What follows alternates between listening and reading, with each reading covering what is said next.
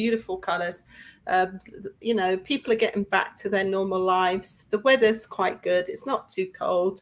And we are very busy over here. But it's actually so lovely to be here today, and so lovely. This is our first holiday traditions show. And what a wonderful tradition to start off with, Hanukkah, the festival of lights. It sure is. Yeah. Yes. And there's so much that we don't know. There's so much to learn. And we have someone with us who is an expert. I have to say, our guest today, Heather Dean, she has been such a supporter from the very beginning when it was just rapping with Dr. Jacalyn on the radio with the phone. And I've learned so much from her. She has so much talent. She wrote an incredible book called Searching for Heather Dean. She was a celebrity interviewer. She was in New York. She interviewed some of the top people in the world, and she gave it all up and she moved to Israel, and she has her own podcast. She is a media coach and an expert. She has a program called Nail Your Interview. So let's bring her out and let's have a little chat about the holiday of Hanukkah. Hi, Heather. Hi. Nice to see you, Dr. Jacalyn. Nice to meet you, Daphne, as well. We have an international show. It's amazing. It's amazing. When the technology works, it is such an incredible gift, and we are spot on today. So, Heather, as I was just introducing you, I just want to thank you again publicly because you really have helped me so much, and you have such an open heart, and I really appreciate you. So, thank you again for everything and for being here today. It's a pleasure to know you, and so fun to be here to talk about, and also be on the first show of holiday traditions. So this is exciting. It's a good holiday to start with. Yes, it is. Yes, it is. So I'll start off with the first question, which is, why is the holiday of Hanukkah important to you, Heather? Okay, so I come from a Jewish home. Both of my parents of blessed memory are Jews. Have Jewish souls, so they're up in heaven at this time. But being a Jew, so growing up in America, there's so many holidays, and so when you're Jewish, the Jewish ones sort of get mixed in with everything that's going on during the year. Hanukkah at our home is super special because each one of my siblings and I grew up with 3 brothers. So each one of us had our own Hanukkah menorah, and they looked sort of like this. These are actually my children's menorahs, but our family has a whole bunch. So we each lit our own menorah, and Hanukkah takes place for 8 nights, which is what I'll explain in a couple of minutes.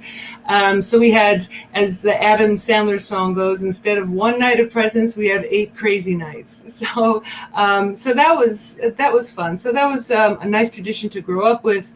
My mother made sure that she had all of the traditional foods ready and available for Hanukkah. So it's just a really, really super nice thing. It always takes place in the winter. In fact, it takes place at the darkest time of the year. On the Jewish calendar, that would be starting on the 25th of Kislev, the Jewish month of Kislev, and it's always the darkest time of the year. So that's why it sort of times out near the Christian holiday as well. But it's one of those things that the Festival of Lights lights up the world just when the world is at its darkest.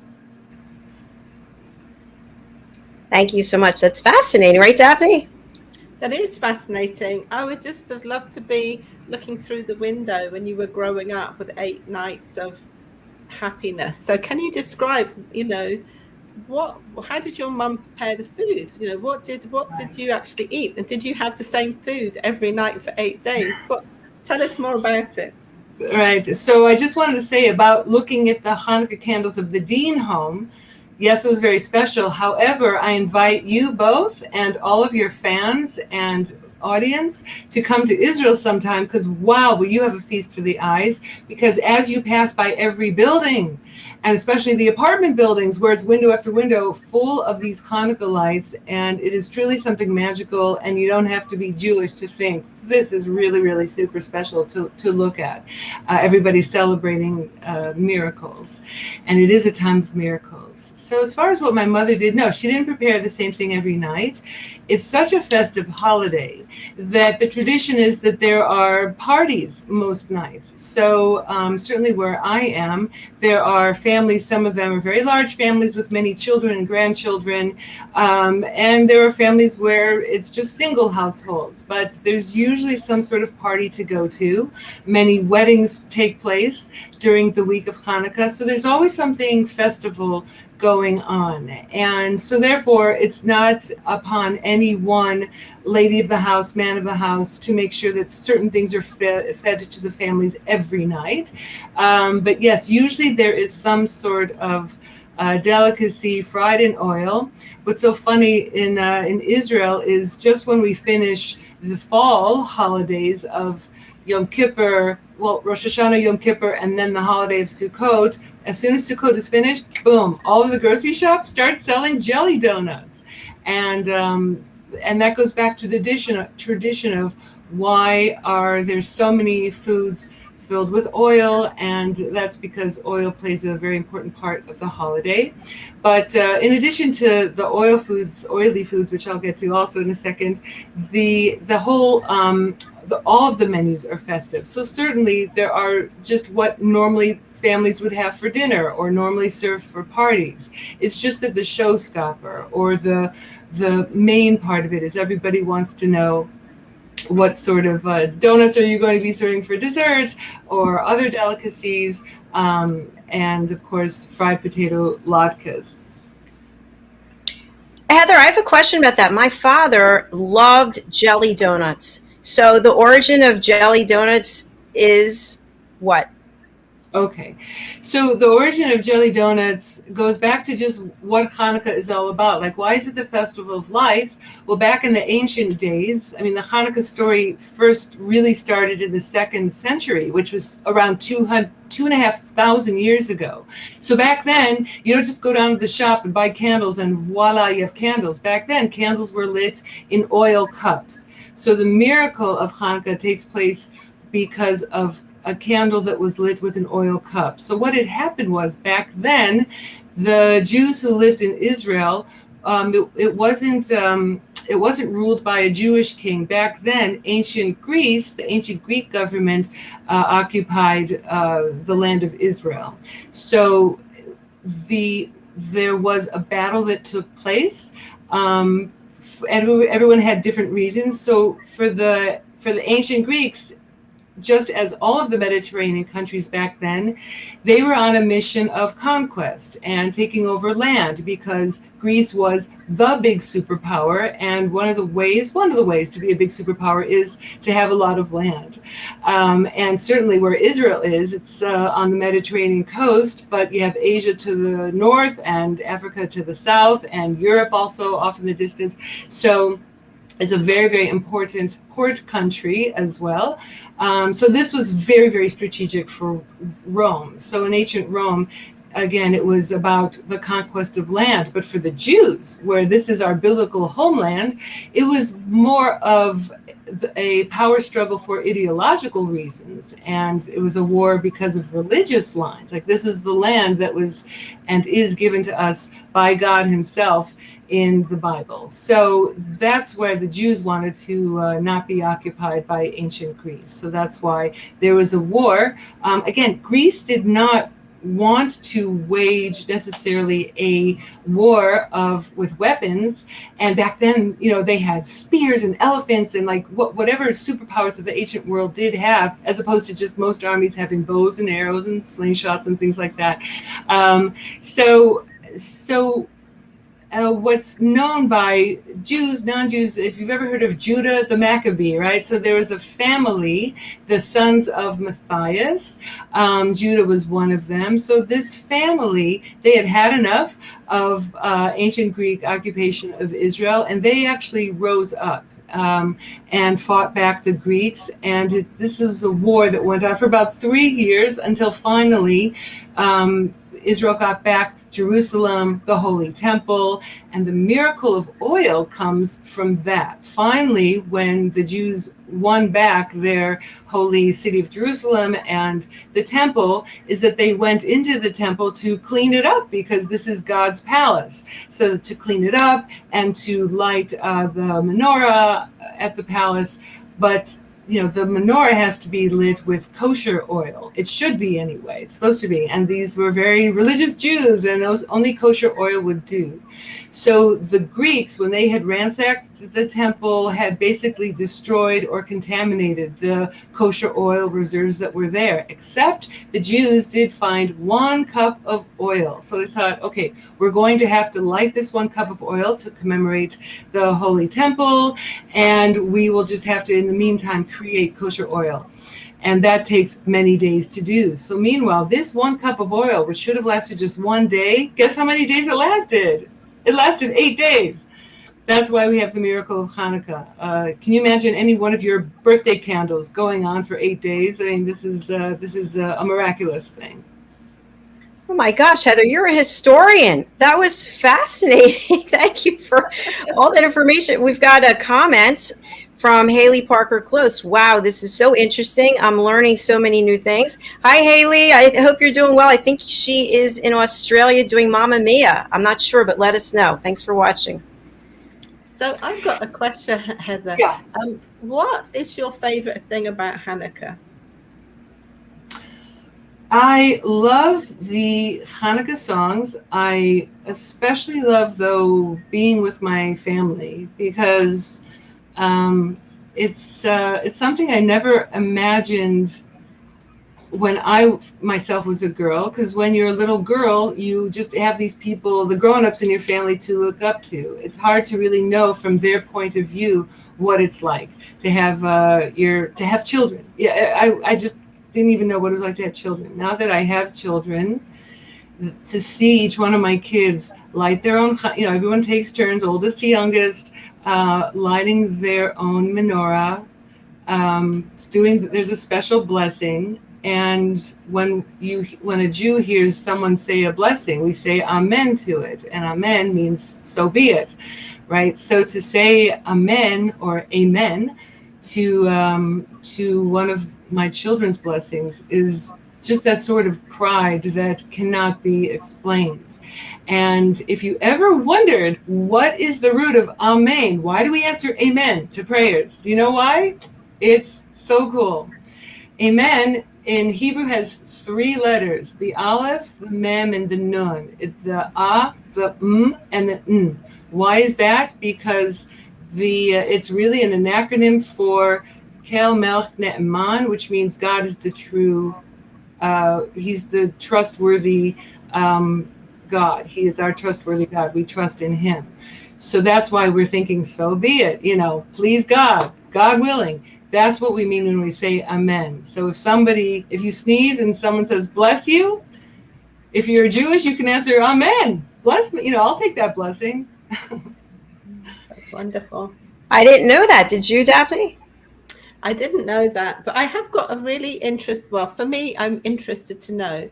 So with the 8-day celebration, you're going to come across the Shabbat celebration amongst the Hanukkah celebrations. So does that do you just stop Hanukkah and do Shabbat, or do you mix them together?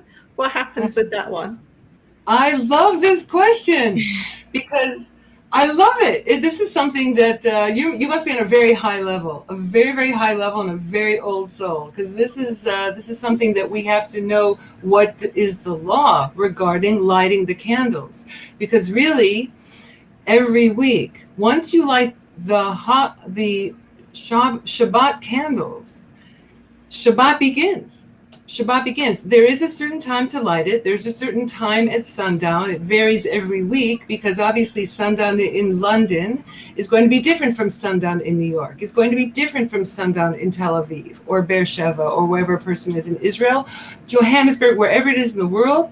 When it's a certain sundown time and the Jewish person lights their Shabbat candles, Shabbat starts. Okay, so the thing is that once Shabbat starts, there are certain laws, and you've probably heard there's certain things we do, certain things we don't do, because we are in Shabbat mode. We are really commemorating creation.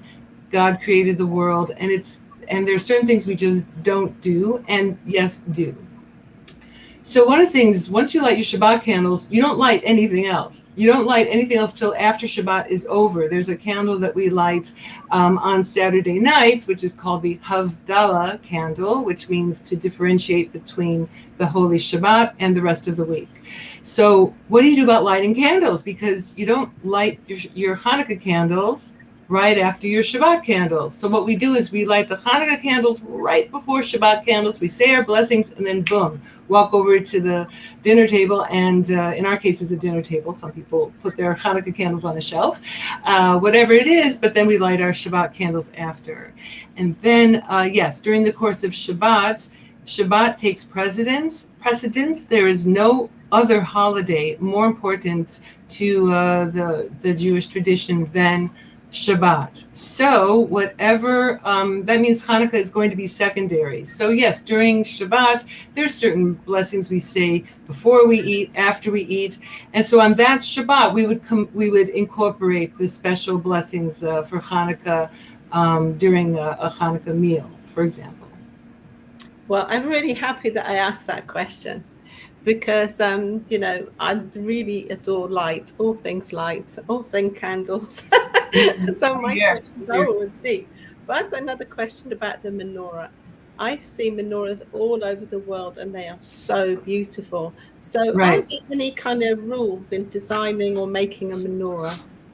So a menorah is always with 8 candles, and they're always on the same level. Always, if it's a kosher menorah. I know I've seen like beautiful sculptures, and it's very nice to look at. It's just not the sort of thing that one might consider a kosher menorah when you light the Hanukkah candles, but there are some gorgeous ones. Okay, so all of your 8 candles are in a row, and then there's the extra candle that's called the shamish, which is the helping candle that you use to light the other ones. And the shamish is not on the same level as the other 8. It's either higher up or lower, it doesn't matter. It's just on a different level because it's the 8 nights of the 8 nights of Hanukkah that we are celebrating. And so altogether, candles, if you're buying them in a box, you buy a box of 44, because you need to have that as you're lighting 1 Hanukkah candle for the first night, 2 Hanukkah candles for the second night, third, and so on, until you get to the 8th night. I'm telling you, be in Israel for any night on the 8th night of Hanukkah, because you will see these candelabras full of gorgeous candles in every window as you walk down the streets, especially in very religious neighborhoods, just everywhere. Okay, so the thing is that even so, you have your helper candles. So even though a box of candles, if you do the math, has to be 44 candles to make sure you have everything for every night, it's really those primary candles which add up to 36. And again, Daphne, I'm telling you, Miss Old Soul, like, who asked these questions? I don't even ask these questions. I just happen to know the answer of 36 because I'm learning from scholars of the Talmud. I don't make this stuff up. So there are 36 candles lit over the course of Hanukkah, and 36, you're going to love this, has such a deep meaning. All of the numbers have deep meanings in the Jewish tradition, but the number 36, that has a significance of oneness. And Jews believe in one God. We are one soul. The Jewish people are also one nation. Like, it's just oneness. So the thing about 36 and oneness is the light of the candles are supposed to help each individual see who we are. And when we look at the light of the Hanukkah candles on the 8 nights that we look and enjoy and take it in, we among other things remember that nothing is holding us back. The thing about light, as you know, since you, Daphne, and all of us who appreciate light so much, is that picture yourself on an airplane, right? So when you're on an airplane, you're up there with the sun. If it's a cloudy day, there are clouds below you. There may even be storms going on below you, but you're up there with the light. So it's actually always a sunny day. even if the weather's cloudy, even if it's stormy. And so we understand that God's light is always shining. It's always, even on days where the sun hides behind, even on the days that we think God is hiding, that no, he's always there. Literally, figuratively, even on our dark days, he's always there. And we all experience that. We all have ups and downs. We all have our dark days, our challenges. The person who wrote in before, she's a theater actress in Mamma Mia. So I know from knowing actresses, not being one, but knowing that they definitely have so many ups and downs, the auditions, the rejection, the highs of getting a role, the high of getting a lead. Every person's life has their ups and downs, and but really nothing should hold us back. And we can have strength in knowing that he's always there. He's always watching over us. That's so beautifully said. What do you think, Dr. Jacalyn? I want to give a big amen to that, if that's okay. That's appropriate. We are going to take a break. There's so much more to discuss. We do have a follow-up from Haley. She said, Mamma Mia opening night is almost here. We are so excited for you. I guess the expression is break a leg. And we'll look forward to hearing how your show is going.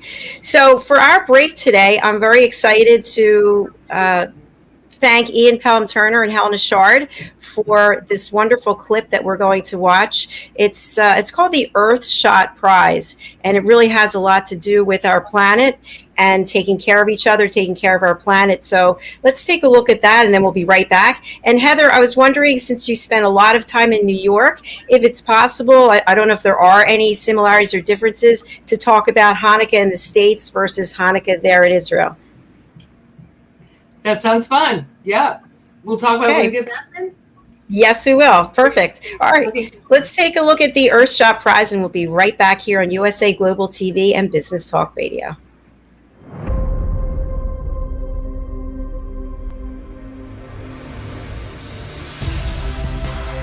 Ours is a world of wonder. Every day it reminds us of its beauty. It touches us, teaches us, and astounds us.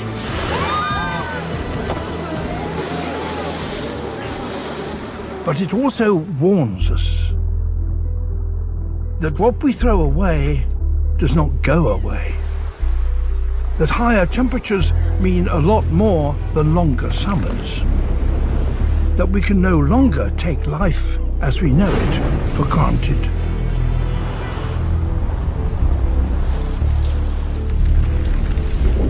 We are at a unique stage in our history. Never before have we had such an awareness of what we are doing to the planet. And never before have we had the power to do something about that.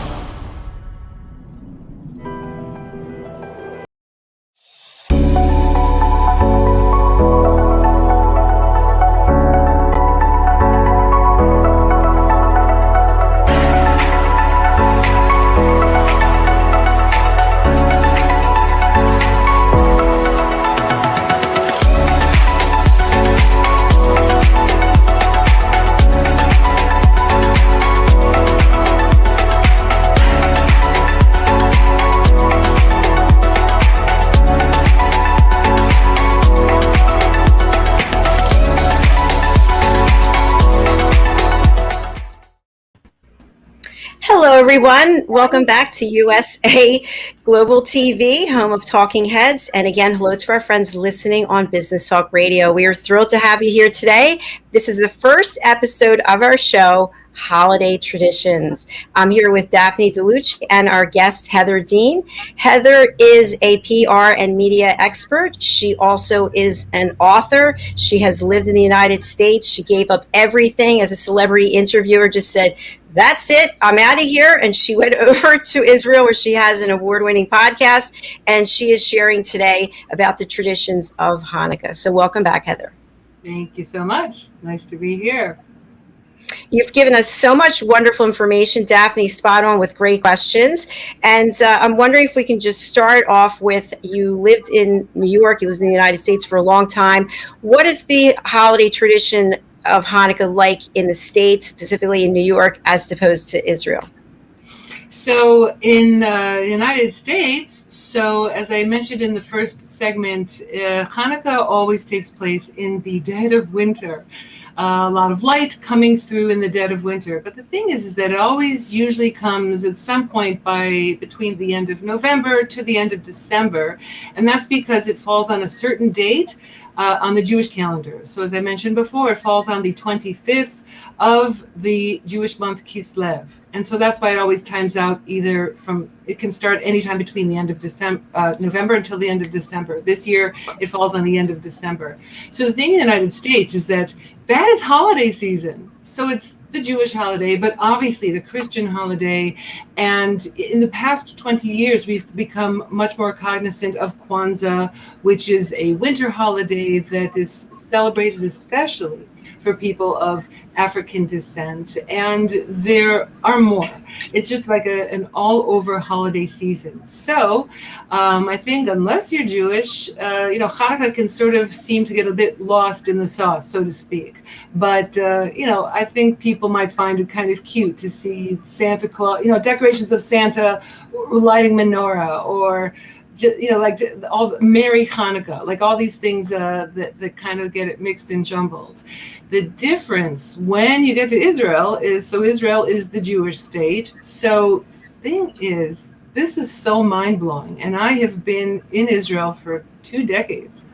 It still blows my mind that December 25th can come and go, and people don't even think of any holiday other than it's just December 25th on the calendar, just like any other day, July 17th or March 17th, whatever. It's just another day. So it's sort of weird as an American growing up where the Christian holiday is so important, especially that's, other than Easter, that's also probably the most important day for Christians. So yeah, it's an interesting thing, but that's what it is. I'm sure that if you were to go to Tehran, the December 25th would also come and go, and in Abu Dhabi or in the Emirates, it comes and goes. But yeah, so that was a weird thing to get used to. But yeah, so here the focus really is all about Hanukkah. In fact, as I said before, once the fall holidays finish in Israel, it really becomes all about Hanukkah. And then when Hanukkah comes and goes, then it's about the next Jewish holiday, which is Purim. And that's a whole different thing. That's also very, very festive. It's the happiest day of the year. But that comes in early spring. So those are some of the differences. Very cultural, I would say.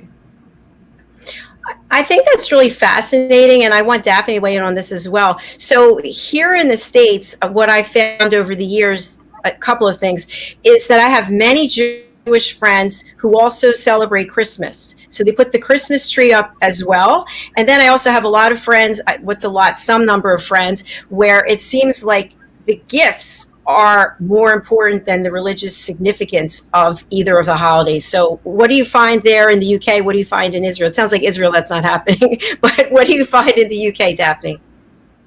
Well, in the UK, we've got quite a lot of areas where we have very traditional Jewish group or family groups. And then we have got some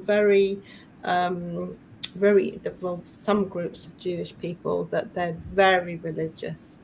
Absolutely. So, and literally in London, you can drive around Golders Green and you find yourself in some areas and, everybody's dressed so differently to you and you just can feel it. It's almost like you can go 10 meters and feel something different there than you did there. Yeah. So the thing is, what is so wonderful about London and actually UK is that we are multicultural now. Being British and sipping tea in a nice cup. Yes, I do that. but not many people do. So we're multicultural. So the thing is, and in my life, I've been blessed to have so many Jewish friends. And I've actually, done a lot of studying with many religions, and Judaism being one of them. But I think that it's so wonderful when there's this interfaith. But when you look behind interfaith and you start to look at goodness, light, taking care of family, nurturing, nutrition, looking after the earth, looking after your spirituality, then actually we're not different at all. There's just different kind of holidays and labels. Anyway, that's my humble opinion. But what's so exciting about living in the UK and around London is that actually you can go around the world in a day. So you can drive up and see the menorahs. You can go in central London and see angels flying around from the lights. You can see Christmas trees. And then before that, we have Diwali. So you'll see the Diwali celebrations. I'm just like, love the light. So I'm just like a little fairy. I'm just attracted to anything that's light and beautiful, and that's something good for the world. Thank you, Daphne. That's beautiful. How about you, Heather? What are your thoughts on the question? So I think it's also so important to fill the world with as much light as possible. The world is going through a very challenging time. The United States is going through a challenging time. Obviously we see that here from Israel and anywhere outside the United States, that it's a really, really tumultuous time. And I look from afar, and I really, I have some relatives back in the States, and I just think, I don't know what to think. The United States has been very, very good to the Jewish people. The United States is the one country in the world that has not thrown the Jews out yet. It has not expelled the Jews. And if you look over history, every other country has. So I am very, very grateful to have been born and raised in the United States.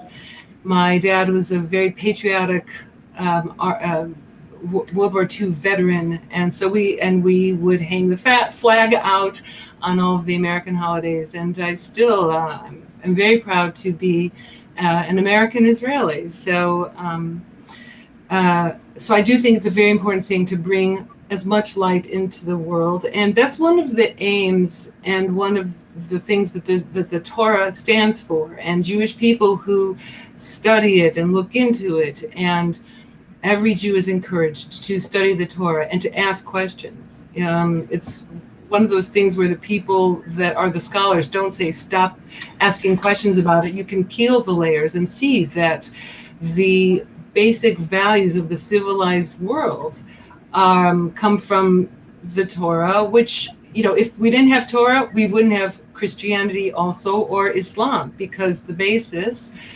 foundation of Christianity is what is called the Old Testament, what I would call the Torah, what I do call the Torah. The foundation of Islam also, if you look at all of there's many traditional names in Arabic that are from, that I would think about as Jewish names, like Jacob, which is one of the Jewish patriarchs. So there's many Arabs named Yaqub, and Ibrahim, which is Abraham. So there is this foundation that the Torah has been a gift to the world, the civilized world. With the Torah, there hadn't yet been encouraged a system of judges and courts.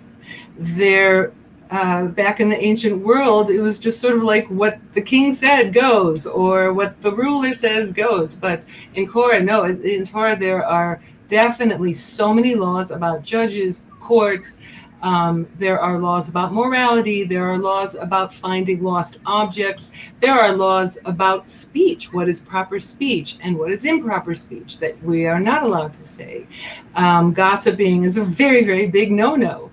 And Jacalyn, you read my book, and you might find it ironic that back in the day, before I became religious, I used to actually be a producer and work on The Gossip Show, which is all about celebrity gossip. So it's just one of these ironic things, but we grow and we evolve. But yeah, it's really important, when Daphne brings up light and lighting up the world, it's this idea like having a sense of purpose, and that we are here for a purpose. So that's one of the foundations of the Torah, is you're here for a purpose, whoever you are, Jew, non-Jew, whatever it is. We are going somewhere and we are getting somewhere. And each one of us, no matter who you are, if you're a human being, you definitely have a purpose in the world. And if I could just elaborate on that, the talents that you are given and the interests that you have, that is part of the light that you are supposed to bring to the world. So Jacalyn, I've known you for a long time. Thank God we are friends. And one of the things that I know are among your many interests are beautiful things, right? So you have skills and talents in hair and makeup, and you have a beautiful home, and you wear beautiful jewelry, and you clearly set out to beautify your own surroundings, yourself. You take very good care of yourself, and to bring beauty to the lives of others. And that's a sort of thing that's following along with who you are, is a beautiful soul who gives beauty to the world. But this is something for anyone who has read Jacalyn's book or knows a bit of the background of Dr. Jacalyn, is that having coming from the corporate world, you could have continued on that track of getting wealthy, being in a powerful position in the corporate world, and you made the decision to follow your light and to serve your purpose, which is actually being a giver, right? And there's nothing wrong with the corporate world. Some people are designed for that. But there are some people who want their purpose in the world and what they give to the world and their talents to actually bring out light in other people and light into the world. Thank you, Heather. That was so beautiful. I'm getting teary over here. Thank you. Well, I think Daphne, you know Jacalyn also. I've known her longer, but you know that's how it is. Jacalyn's got a really generous heart, and the thing is, and she's very, very tenacious, and it's one of those. She's like a fountain that's always giving, and look, giving, learning, doing. We haven't talked about the fundraising and the health conscious. It just doesn't end. And so this is the thing. You have a purpose to serve, so do it, Well, I'd like to bring up another topic now on this wonderful first program of ours. And then I would like to talk about miracles, because I actually do believe we can call them in. I think we can make them, we can create them. But I think the big thing about miracles is that they're all around us, and sometimes we're too busy, or I don't know what some people are, whatever they are, don't even see the miracle. And I know that the story of the beautiful Hanukkah and the menorah has a lot to do about miracles. So, beautiful Heather, I would like to know, what do you think? What is your take on miracles?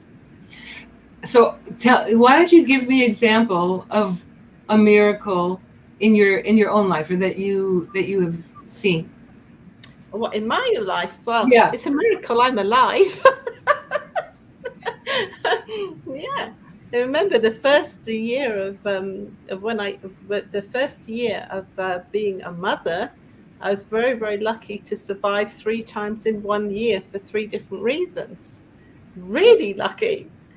That's a miracle, because the three things so I was in hospital altogether for 3 months in 1 year for 3 separate occasions in the first year of my son's life. I shouldn't be here. That's a miracle. Wow. I say thank you every day, Well, yeah, I hear. That's a miracle. Yeah. I like that. I like that you say thank you every day. It's a nice little habit I have, that when I wake up, I start thanking also for certain things.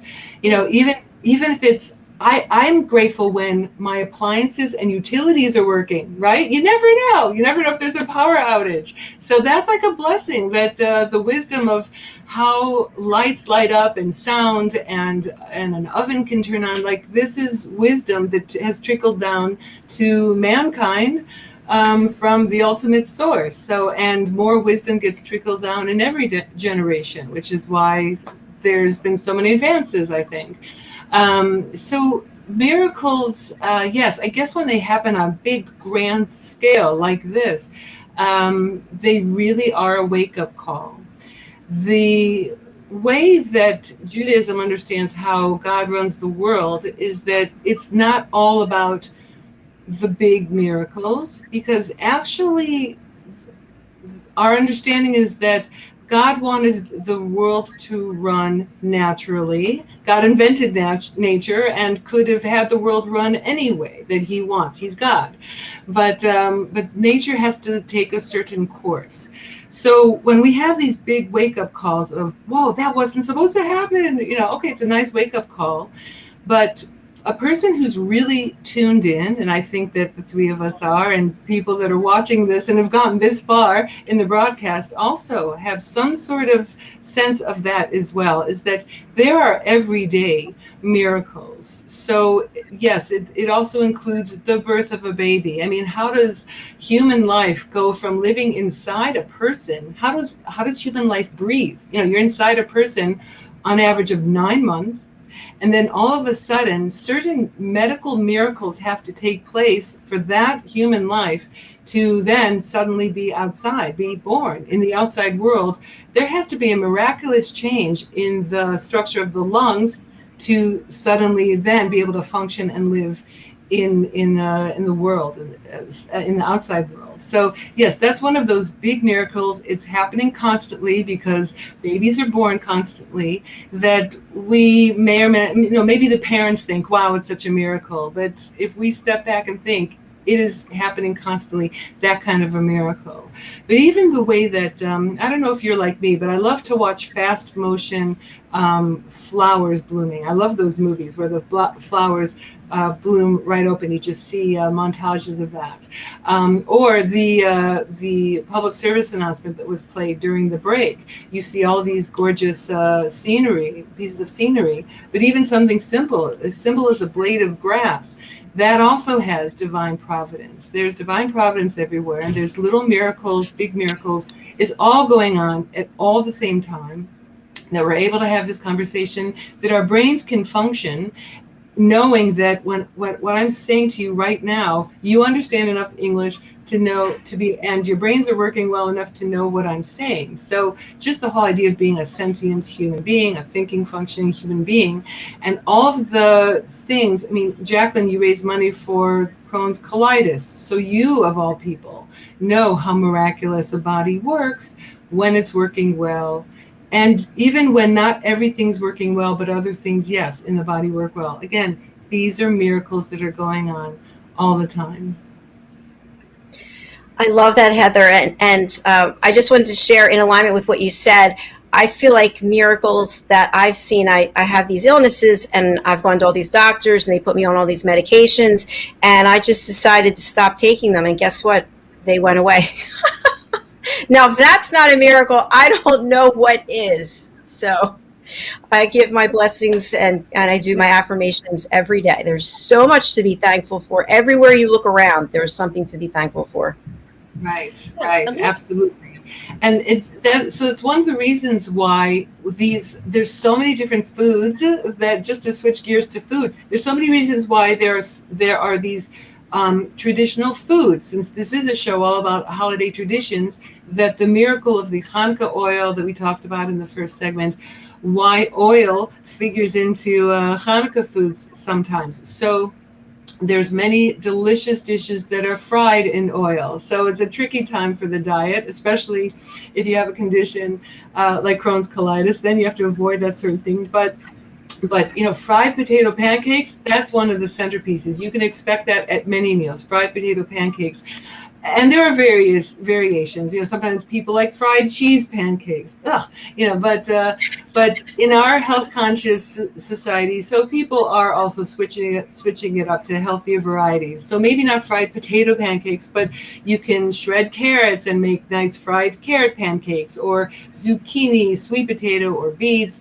Quinoa is a popular thing to make into a nice fry, or you can bake it with some oil. So there are many variations of the fried dishes, and also we mentioned donuts before. So donuts are everywhere. You go in Israel, we joke that even the barbershop is selling donuts. Like, it's just everywhere.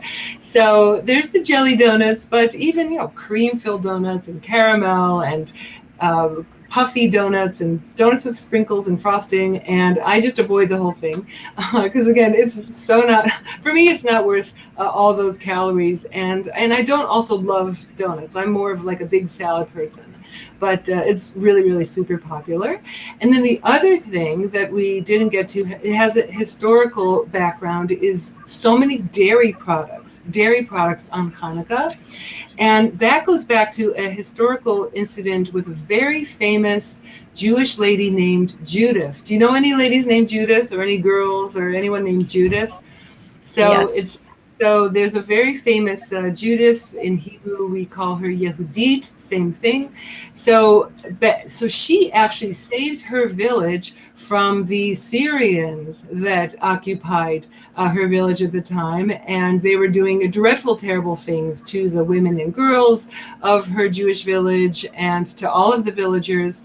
So if you look into the history of Judith and the Hanukkah story, that is where dairy products fit in. Were you ever told that before bed, if you can't sleep, have a glass of warm milk? So what she did was she used dairy products, creams and milk or something, to actually induce one of the Syrian overlords. I think it may have actually been a king or a general. And when he was asleep, she took care of business, and there was no more problem with this particular ruler, and her village was saved. So the milk is what saved the day. So that's why you will see also on Hanukkah tables all kinds of cheesecakes or cheese blintzes or cheese bagels, pizza with cheese, things that are made with butter, cheese, milk, cream. That's also super popular for Hanukkah, holiday tradition. Oh, I picked the wrong time to give up sugar. Sounds so good. I'm drooling over here. I have a question about the oil. Just sorry, one quick question. Is it olive oil? What kind of oil is it? So the original thing, it really originally was olive oil, and so that's why many traditional Jewish people have they will use olive oil candles or olive oil to light their Hanukkah candles. But there's different kinds of kosher candles around. It doesn't have to be olive oil, but yes, absolutely olive oil. And the thing about olive oil, when it's done in a kosher way, is olive oil is made from an olive press. And our tradition is that the best oil from the olive are really is that first drop or the first drops. So can you imagine? That's why it takes so long to make the oil that is kosher enough to light at the Holy Temple, the eternal Holy Temple in the eternal capital, Jerusalem. Like, it has to be the most kosher of the kosher. So that's why it takes a lot of oils and a lot of those first drops to make something that's sanctified enough to merit being lit at the temple. So that's why it's such a miracle that one cup with all those first drops of olives, that really made it through all 8 days. That sounds like a miracle. That's amazing. Well, I think that it's important, and I do things with intention always. And I've got some lovely friends in America who are Jewish, and they've made something called intention sticks, and you kind of put your loving intention in there, and you actually live with that intention. So I think today, what I really love about hearing everything that you're saying, Heather, there's so much goodness in it. There's so much light. There's so much life coaching there. There's so much to actually delve in and learn more about. And thank you so much. But what I have actually been privy to over the years, with knowing many wonderful people all over the years, is sometimes hearing beautiful Jewish prayers. But not everyone is privy to it. And I know the Shabbat prayer very well myself. But is there a beautiful prayer for Hanukkah? And would you be prepared to let us hear it? There are a lot. I should have brought my because it's in Hebrew, so I could rattle it off in Hebrew. But there Oh is. no, but that's what I think. It would be very lovely for our audience to actually hear what a Hebrew prayer sounds like, because So, the thing is, what Jacalyn and I Yeah. are endeavoured to doing is to bring beautiful celebrations to the world and educations to the world, and beautiful Mhm. people like you to tell us the stories, so we can hand them down, and that we can also, put a light on all the beautiful things that there are in the world, all the traditions, all the things. So So a yeah. Hebrew prayer would be fabulous. Okay. So other than Adam Sandler's "Put on Your Yarmulke, It's Time for Hanukkah," I'm kidding. Which I love. I love. I know that one. I love that song, and I love Adam Sandler. He's one of my favorite celebrities to interview. Love him. So one of the best known Hanukkah songs is called Ma'ot Sur, and Ma'ot Sur, Sur is the rock. So the ultimate rock. Sorry to Dwayne the Rock. What's his name? Dwayne the Rock Johnson. Yeah, the rock. The ultimate rock is the rock. Is our rock. Is our steadfast Lord in heaven. So he is a rock. He is our strength. So Ma'oz Sur is the rock of our strength. So part of the lyric is Ma'oz Sur Yeshuati, and Yeshuati is our salvation, or my salvation, Yeshuati. So there are many words that follow, but Ma'oz Sur Yeshuati. So even I think many Jews of all levels of observance, they probably have heard of the Ma'oz Sur song, Ma'oz Sur Yeshuati. So there's that. You had asked before about Shabbat, when Hanukkah falls on Shabbat. So Jews, we love to eat, but our meals are a commemoration. Every single meal, especially a meal that you have with bread. So a Shabbat meal, which starts with bread, always there's a whole ritual that goes with before you even take your first bite of bread, and then when the meal wraps up, it could be 15 minutes later, half an hour, 2 hours later, whenever the bread meal finishes. So no matter what day of the week it is, there is an after blessing said on a bread meal. So on Shabbat, there's a special supplication for that after blessing that includes a Shabbat observance. But then Shabbat Hanukkah, so that's the longest of any of the blessings that are said after a bread meal, because the Hanukkah supplication sort of retells very briefly the story of how in the days of Mattityahu or Matthias, that there was a kingdom that ruled over the Jews, and how they subjugated the Jews in their own land, Israel, and how God made a miracle for us. God made the Jews victorious in the battle that took 3 years.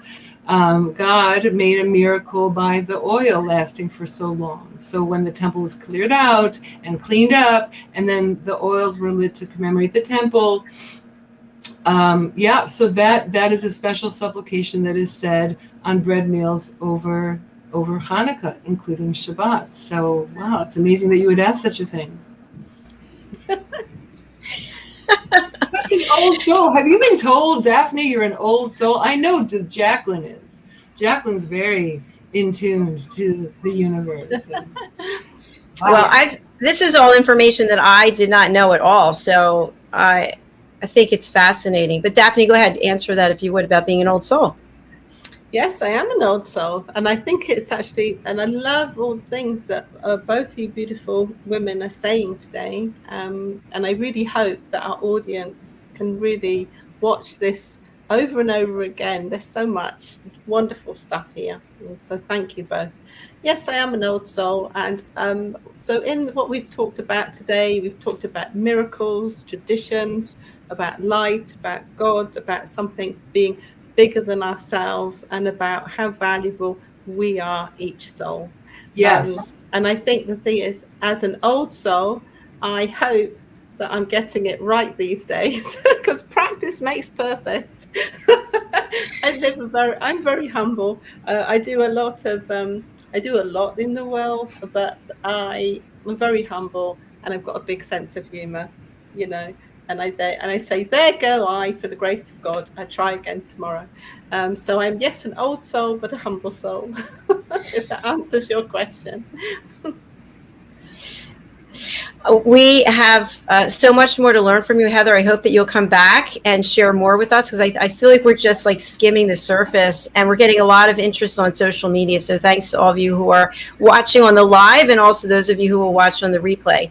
And again, what an honor to have you here with us, Heather and Daphne, to be co-hosting the show with you. I feel so privileged to be with two powerhouse women who are really heart-centric and yet have put so much beautifulness out into the world. Heather, I want to spotlight you as we close out, and I've read your book. I have your book. I tried to go over there in the break and bring it out, but do you have it there with you? I have my book somewhere with me, but I don't want to have to leave the room and vacate the seats and bother everybody. But yes, it's somewhere. Maybe on the newsletter. Daphne, hint, hint. Yeah. My book. Her book is so phenomenal. Searching for Heather Dean. I want to make sure I get the tagline right. My life as a celebrity interviewer and why I left. Close enough. Gave it up. So, yeah. So if you would just share with our audience, I read your book several times. It's fascinating. You have full chapters in there about people you've interviewed, Howard Stern, for example, and what it was like in your career. And you had everything, literally everything, and said goodbye. So if you would just share with our audience why you made that decision and what it's been like for you ever since. Oh, that's so nice to ask. So yes, I had everything as far as the most fun career you could imagine for someone who is an entertainment junkie, right? Who is a pop culture junkie and loves everything about the world of entertainment. It was so fun to get to meet every big star that passed through New York and do interviews. But I mean, I also went to film festivals and out of New York as well. It was so fun. However, I chose a life upgrade, pure and simple. The more I looked into the religion that I was born into and saw miracles and saw the wisdom of the Torah, the deeper and deeper you go, it's mind-boggling how important every letter is in the Torah. We were talking earlier about the number 36, how important every number is, how important every person is, how important the holidays are, how important even the days that we are built into the Jewish calendar that are for mourning. And I don't mean mourning like dawn. I mean mourning like sadness and loss. So there are days of solemnity, and there's just so much richness in the Torah. And I thank God that I'm Jewish and have wise Talmudic scholars to teach more about what's in the Torah. So I just chose a life upgrade to return to the land of my soul and build a life in Israel, which is where I met my husband, which is where all of my children were born, and thankfully speak English as well as they speak Hebrew. So everyone gets on just fine. So I chose the life upgrade, pure and simple. Just like Jacalyn, you left the corporate world for a life upgrade, and here you are living the dream. All of us. Well, thank you, Heather. And the life upgrade sure looks good on you because you're so passionate about everything that you're doing. You have brought so much incredible content and information about Hanukkah and the Jewish people, the Jewish faith, and the holidays. Thank you for being here. Thank you. Thank you, ladies. Thank you, Daphne. So nice to meet you. Thank you. It's been wonderful. And I hope you two will reach out and have your own collaboration. I love connecting people together, so I see something coming from this. Absolutely. Great. Thank you, Heather. And I'm going to spotlight you again. We're running your banner, but what's the best way for people to reach out to you, especially since people in the radio can't read the banner? And where can we buy your book? Great. So my book, Searching for Heather Dean, is available on Amazon. So that's very, very easy. Just a few clicks and you're good to go. As far as people who want to reach out to me, so I'm actually not traditionally and officially a teacher of the Talmud and the Jewish tradition, but I just study a lot. What I actually do for a living is that I am a coach of interviewing in the media, having conducted so many hundreds of celebrity interviews, and even having been interviewed many, many times on network television. So I've taken those strengths and that experience, and now I coach people on how to nail their media interview, how to reach out to the media, how to form a proper pitch letter to the media, because you can't just call up and say, hey, I'd like to be on your show. There's a whole way that is done. So I help people navigate their way to growing their business by promoting their product or their service or their written work through media interviews. And it's a really rewarding coaching position to be able to do that. And people can reach me, Heather Dean, at HDP, which is like Heather Dean Productions, HDP_coaching@yahoo.com. You can email me directly there. And I highly recommend working with Heather because I've worked with her myself, and she shows up with more information than you could have asked for. So, and everything that she does is from a place of heart. It's from a place of experience, and she really wants you to do your best. And so she's a great partner. So please go to Amazon and buy her book, and please contact her, HDP_coaching@yahoo.com. And she also has, is it a course or a series called Nail Your Interview? So Nail Your Media Interview is a course in the works. However, it's the actual system of coaching that I do. So I have a whole different kinds of levels that people can receive coaching for Nail Your Media Interview. Wonderful. So please do reach out to Heather. And if you're just joining us, I see some folks just tuned in. Please go over to our YouTube channel, USA Global TV, and watch this from the very beginning. Thank you so much, Heather, for being here. We'll look forward to having you back again soon. Looking forward. Thank you, ladies. Have a great day. Thanks. Thank you. Take care. Bye. I just love her. Really love her as a person and as a professional. She's just such a wonderful friend. And obviously she's so knowledgeable about so many things. We could have her on all of our shows and she could add value to them. So thank you again, Heather. Daphne, as we close out the show, I'd love for you to share with people how they can get in touch with you and who should contact you. Oh, okay. Well, my name is very unusual. My name is Daphne Diluce. I'm the only one in the whole world. That's a big responsibility. Anyway, they can contact me by my website, daphne@daphnedeluce.com, and at rawmediacreative.com. They can email me, my name, daphne@daphnedeluce.com. So, and if they sign up for the Global Post, a USA Global TV, there's a direct link to my email. They can contact me there. Thank you, Daphne. And also for those of you who don't know, Daphne is the brains and creative behind everything that you see with graphics and our new trailer for Talking Heads. We've got a lot of other new trailers coming that are in the works. And she's also the editor-in-chief of the Global Post. So please do sign up. That will be coming out shortly today, I think in a couple of hours.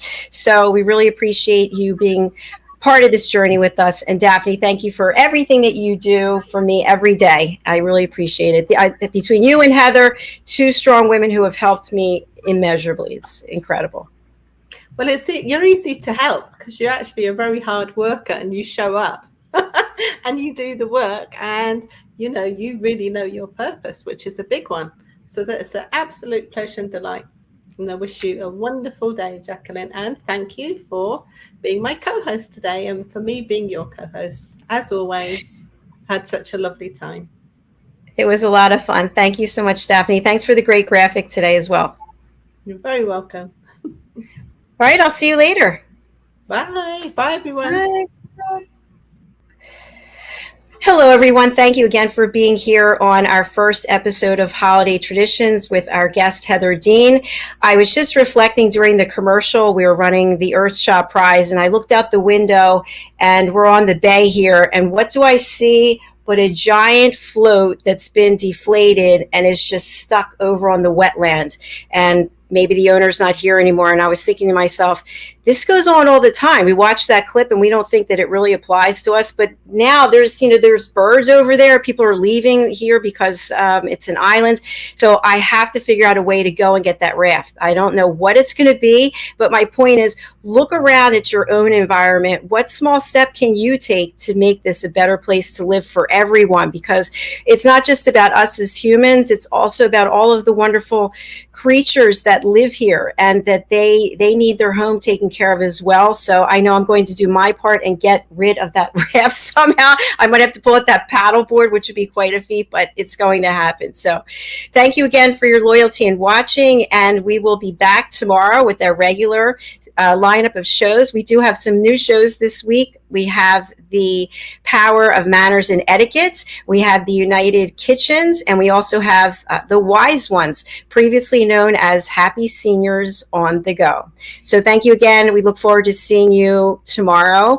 And if you want to get in touch with us, just email me, Jacalyn at drjacalyn.com. That's all for now. We'll see you again soon.